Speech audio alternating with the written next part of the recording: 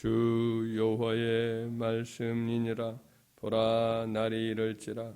내가 기근을 땅에 보내리니 양식이 없어 주림이 아니며 물이 없어 가람이 아니요 여호와의 말씀을 듣지 못한 기갈이라. 사람이 바다에서 저 바다까지 북쪽에서 동쪽같이 비틀거리며 여호와의 말씀을 구하려고 돌아다녀도 얻지 못하리니 그날에 아름다운 처녀와 젊은 남자가 다 갈아여 쓰러지리라. 아멘.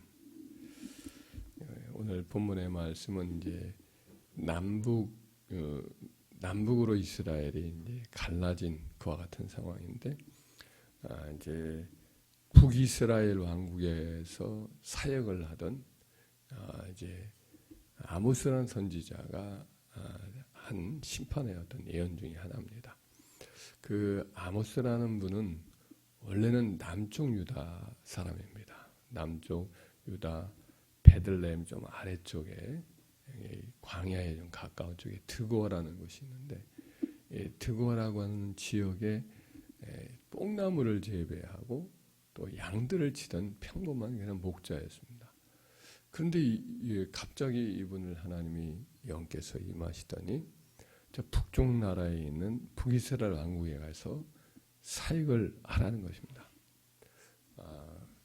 그 북쪽 나라의 그때 당시 왕이 여로보암 2세 때인데, 예후 왕가에서 가장 이제 물질적으로나 국가적으로나 번성했던 시기거든요.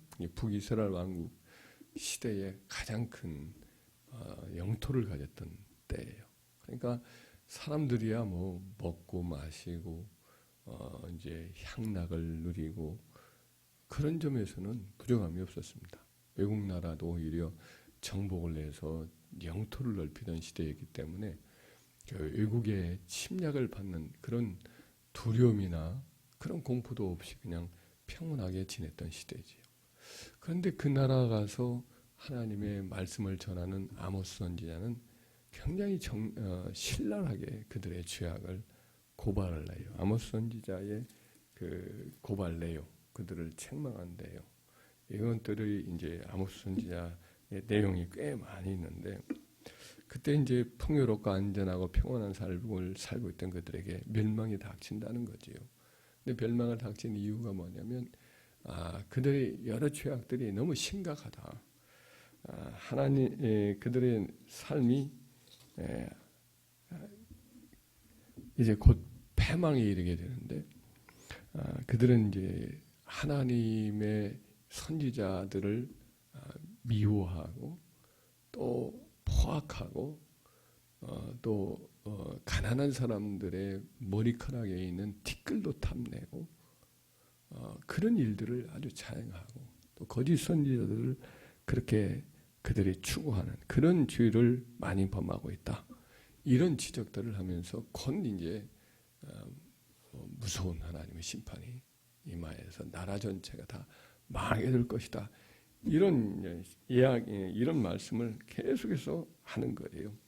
근데 그런 말씀을 하는 중에 이제 가장 큰 심판을 이야기하는 내용 중에 오늘 주시는 이 메시지를 줘요.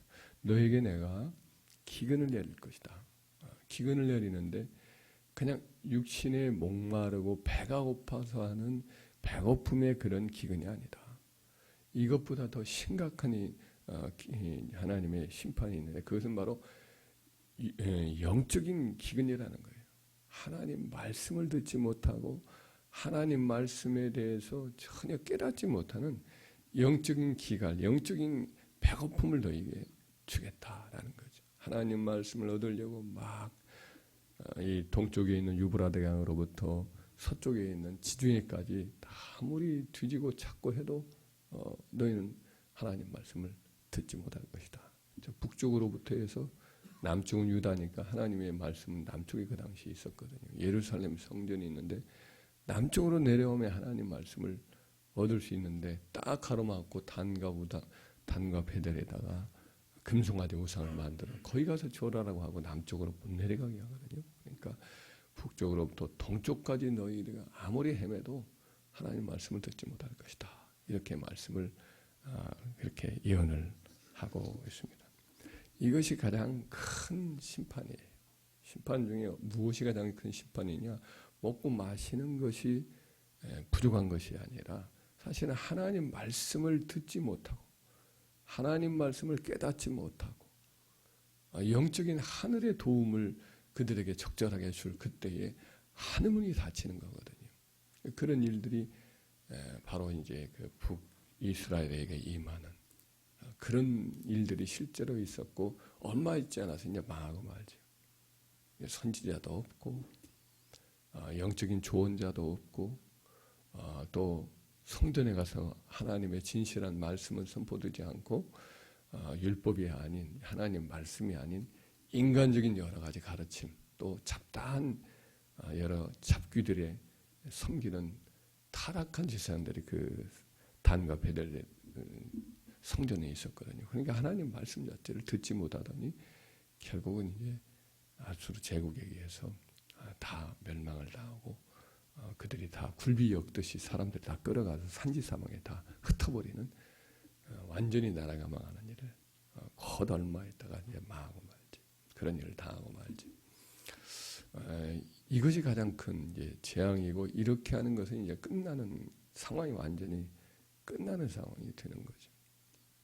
역사적으로 그 이후에도 이제 예를 들면 중세 시대도 하나님 말씀이 다 부패하거든요. 하나님 말씀을 다 타락하고 부패하고 중세 유럽 자체의 교황청 자체가 부패한 육신적인 일에만 추구하고 물질만 추구하고 그러다가 그들은 다 무너지고 사라진 제국에 의해서 침략을 당하고 이런 아주 곤혹스러운 일을 많이 당하거든요. 그 이후에도 또 종교개혁이 한번 일어났지만 유럽은 또다시 이제 여러 가지 그 다윈의 진화론이라든지 또 여러 가지 잘못된 합리주의 철학이라든지 하나님 말씀을 다 부정한 거거든요. 그래서 성경 말씀에 참된 하나님 말씀은 하나도 없고 산상수훈 외에는 다 인간의 꾸민 이야기다. 이러면서 강단이 다 텅텅 비어가는 거죠. 모이긴 모이들 어떤 식으로 모이느냐. 그들은 뭐 예를 들면 여러 잡다한 카니발이라든지 이런 걸 하면서 육신적인 즐거움을 누리는 그런 일이 있어요. 미국도 마찬가지예요. 적극적 사고방식이라든지 인본주의 철학이 교회 안으로 침투하더니 하나님 말씀에서 하나님 말씀이 사라지는 그런 일들이 많이 있었습니다. 우리나라는 하나님의 은혜로 아주 보수적인 선교사님들이 와서 하나님 말씀을 전하고 그와 같은 말씀을 붙들려고 몸부림을 쳤기 때문에 지금까지도 하나님의 은혜가 말씀의 은혜가 있는 은총이 있습니다. 그러나 하나님 말씀을 소중히 여기지 아니하고 기록된 말씀을 사랑하지 아니하면 결국은 이렇게 하나님 말씀 듣지 않으려고 하고 세속적인 것에 마음을 다 뺏기면 말씀이 들리지 않습니다. 깨닫지도 못합니다. 그러면서 서서히 이제 영적인 기근뿐 아니라 이 세상의 여러 가지 기근들이 닥치는 일들을 얼마든지 맞이할 수가 있는 거예요. 그래서 우리는 가장 큰 심판이 뭐냐? 말씀에 대한 목마름이 없고 깨달음이 없는 이 영적인 기근이 가장 큰 심판인 것을 기억하고 늘 우리 마음속에 진정한 말씀에 대한 사모하는 마음이 늘 충만하게 해달라고 기도하고 말씀을 늘 순종하려고 애를 쓰고 이 나라의 이 교회와 또 신학교 하나님의 선지자들이 일하는 준비되어 있는 신학교에 거짓된 교리라든지 타락한 세속 문화라 이런 것들이 들어오지 않도록 하게 해달라고 또 기도하는 저와 여러분이 되어서 말씀으로 말미암아 축복과 은혜가 넘치는 이 나라 조국교회가 되게 해달라고 우리 자신이 되게 해달라고 우리 아이들에게도 마찬가지로 다른 것들은 다 뭐 공급을 하면서도 정작 하나님 말씀을 가르치거나 그러지 보지 않을 수가 있거든요. 그러지 않고 우리 아이들도 하나님 말씀을 사모하고 성령을 사모하고 그래서 누구든지 목마르거든 내게로 와서 마시라. 그러면 너희가 영원토록 목마르지 아니하리라. 나를 믿는 자는 너희가 줄이지 아니하리라 하신 말씀 예수님이 하시잖아요. 그래서 예수님을 더욱 사랑하고 주의 말씀을 더욱더 가까이 하는 우리 자녀들 되게 해달라고. 그래서 영적으로 하나님께서 우리 심령이 가득해야 육적으로도 하나님이 채워주신다. 이와 같은 것들을 우리 자녀들을 교육할 때나 아이들에게도 그와 같이 더 하나님 말씀을 사모하여 모이기를 힘쓰도록 성경의 말씀과 여러 가지 기록들, 여러 유튜브라든지 이런 것들 볼 때도 말씀을 또 자주 들을 수 있도록 그렇게 잘 권면하고 이끌어가는 저와 여러분 되기를 주의 이름으로 축원합니다.